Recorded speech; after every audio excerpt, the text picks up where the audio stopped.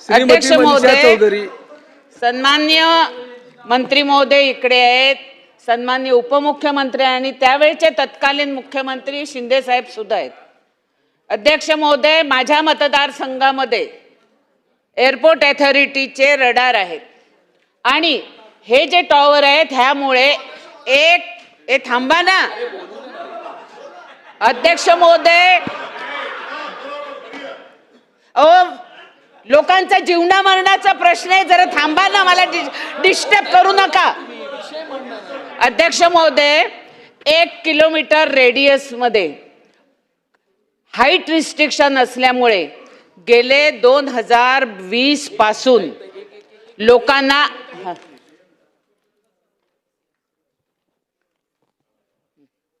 अध्यक्ष महोदय, height restriction असल्यामुळे ज्या बिल्डिंगला IODCC येऊन सुद्धा ज्या डिमॉलिश केलेल्या बिल्डिंग आहेत असे हजारो लोक घराशिवाय आज बाहेर आहेत.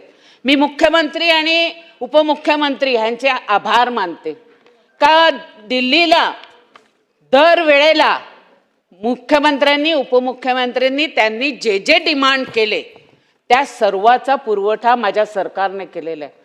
अध्यक्ष महोदय, माझ्या सरकारने त्याला 40 एकर जागा गोरायला दिलेली आहे.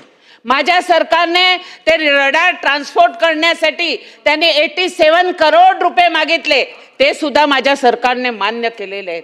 अध्यक्ष महोदय, आज लोकांचा जीवना मरणाचा प्रश्न झालेला आहे.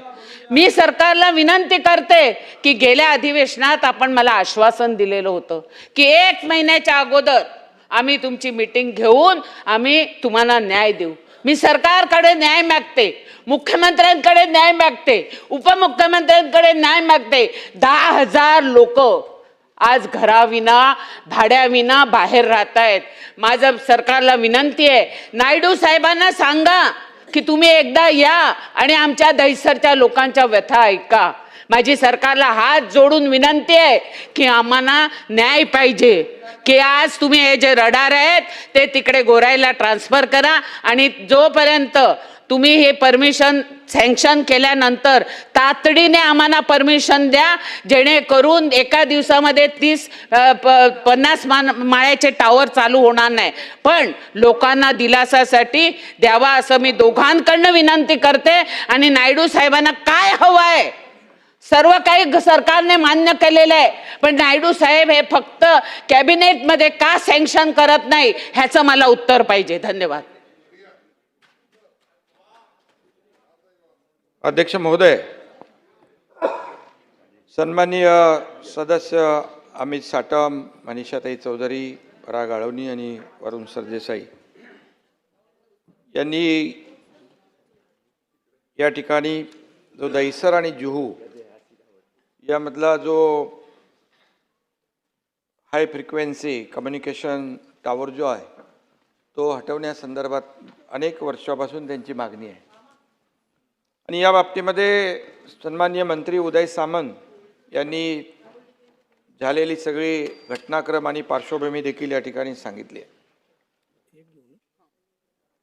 केंद्रीय मंत्री राममोहन नायडू यांना देखील या बाबतीमध्ये पत्र व्यवहार केला आणि त्यांनी देखील यामध्ये सकारात्मक भूमिका घेतलेली आहे.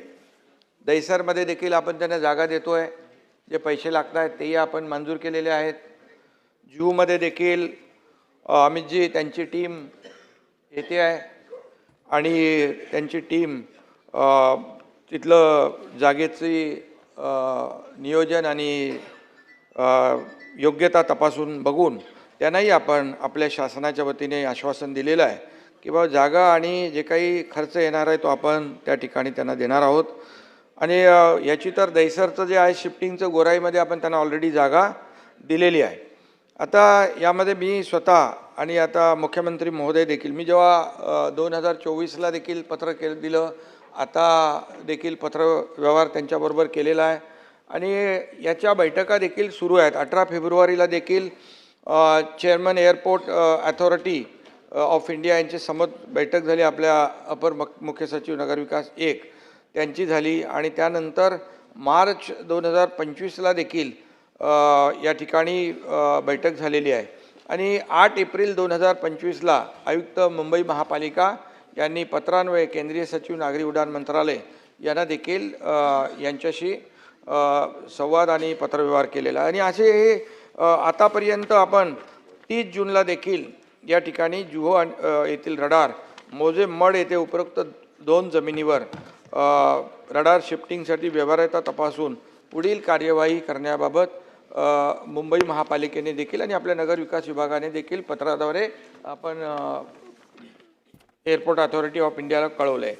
आणि त्यामुळे हे सगळं आता पॉझिटिव्ह आहे. अगदी 60 महिने अमित साटम म्हणाले की याच्यामध्ये हे सर्व काम झालं पाहिजे. मला वाटतं त्याच्यापूर्वी अगोदरच हे काम होईल, कारण मी देखील आणि मुख्यमंत्री महोदय देखील यासाठी आम्ही प्रयत्न करतो आहे. राममोहन नायडू यांच्याशी देखील फक्त पत्रव्यवहार न करता स्वतः यासाठी ज्याची किती गरज आहे आणि तिथे पुनर्विकास जो रखडलेला आहे त्यामुळे लोकांचा जीविताशी हा प्रश्न निगडीत असल्यामुळे आणि हजारो लाखो लोकांचा हा प्रश्न आहे, त्यामुळे यामध्ये सरकार पूर्णपणे मनीषाताई गंभीर आहे, तुम्हाला माहीत आहे यामध्ये, आणि आपण सातत्याने त्याचा पाठपुरावा करतो आहे. मला वाटतं आता हे अंतिम टप्प्यात काम आलेलं आहे अध्यक्ष महोदय, त्यामुळे हे काम लवकर होईल. आणि ते आता तो प्रस्ताव जो आहे तो कॅबिनेट मध्ये जाईल आणि कॅबिनेटची त्याला मंजुरी झाल्यानंतर हा निर्णय होईल. दुसरा एक विषय जो इथे फनेल झोनबाबत देखील त्या भागातले सगळेच आमदार सातत्याने या ठिकाणी प्रश्न उपस्थित करत असतात आणि फनेल झोनमुळे या ठिकाणी हाईट रेस्ट्रिक्शनमुळे त्या ठिकाणी असलेल्या ज्या काही इमारती आहेत त्यांचा पुनर्विकास रखडलेला ही वस्तुस्थिती आहे. आणि म्हणून हा पुनर्विकास रखडला, मग काय त्याचं मग हाईट रिस्ट्रिक्शन असल्यामुळे कोणी डेव्हलपर येत नाही, कारण ते फिजिबिलिटी आणि त्याची व्हायबिलिटी नाही होत. आणि त्यामुळे त्या ठिकाणी देखील नगर विकास विभागाच्या माध्यमातून आपण हे फनेल झोन मध्ये असलेले जे काही इमारती आहेत त्याचं रिडेव्हलपमेंट झालं पाहिजे. तुम्ही जो मगाशी विषय मांडला तो हा प्रश्नाच्या बाहेरचा आउट ऑफ स्कोप आहे, पण या ठिकाणी जिव्हाळ्याचा मुंबईकरांचा प्रश्न आहे. म्हणून मी स्वतः या ठिकाणी उत्तर देतो आहे की यामध्ये देखील सरकार सकारात्मक आहे आणि त्यामध्ये असा एक मार्ग आम्ही काढलेला आहे की या बाबतीमध्ये बेसिक FSIवर जो काही मार्केटमध्ये TDR आपण देऊन मार्केटमध्ये त्याची विक्री करून त्याचं बांधकाम यामध्ये करता येईल. तर त्याच्यात सजेशन ऑब्जेक्शनमध्ये बेसिकच्या ऐवजी पोटेन्शियलवर TDR ची मागणी झालेली आहे, ही वस्तुस्थिती आहे. आणि त्याचबरोबर प्रीमियम जे आहे आपण या बाबतीमध्ये 50% प्रीमियम केलेलं आहे अध्यक्ष महोदय. त्यामध्ये त्या म्हणजे आपण जे रिलॅक्सेशन पाहिजेत या फनेल झोनमध्ये असलेल्या इमारतींचा पुनर्विकास करण्यासाठी जे काही रिलॅक्सेशन दिले पाहिजे किंवा आम्ही देता येतील, म्हणजे अगदी आउट ऑफ वे जाऊन शेवटी एकच आहे की पुनर्विकासाचा जो मार्ग आहे तो मोकळा झाला पाहिजे, यासाठी आमचे हे प्रयत्न आहेत. आणि या बाबतीमध्ये जे संबंधित आमदार आहेत त्यांच्याबरोबर देखील एक चर्चा करू, कारण बेसिकवर का पोटेन्शियलवर या बाबतीमध्ये देखील आपल्याला थोडा स्टडी करून यामध्ये जे काही म्हणजे आपल्याला शेवटी त्या इमारतींचा पुनर्विकास हा महत्त्वाचा आहे आणि पुनर्विकासाबाबतीमध्ये सरकार गंभीर आहे आणि यामध्ये नक्कीच या सकारात्मक आपण निर्णय घेऊ. आणि या लाखो लोकांचा जो पुनर्विकासाचा पहिल्यांदा आपण फॉर्म्युला बनवलेला आहे. आतापर्यंत आपण लोकांची जमीन घेतो त्याला TDR देतो, पण आता लोकांची जमीन लोक यूज करणार आहेत तिथे पुनर्विकासासाठी, तर त्यामध्ये TDR देण्याची भूमिका सरकारने पहिल्यांदा घेतलेली आहे. ही पॉलिसी आपण पहिल्यांदा घेतोय. फक्त त्याची अजून जी काही फिजिबिलिटी आणि जे काही म्हणजे व्यवहार्यता आहे की हे प्रकल्प जे आहेत हे झाले पाहिजे, कारण हाईट रेस्ट्रिक्शन असल्यामुळे येणाऱ्या अडचणी ज्या आहेत या अडचणी कशा दूर करता येतील या बाबतीमध्ये पुन्हा एकदा एक आपण बैठक घेऊ आणि त्यामध्ये देखील, आणि हे दोन्ही विषय महत्त्वाचे आहेत कारण दोन्हीकडे पुनर्विकास रखडलेला आहे, त्यामुळे सरकार या बाबतीमध्ये गांभीर्याने निर्णय घेईल.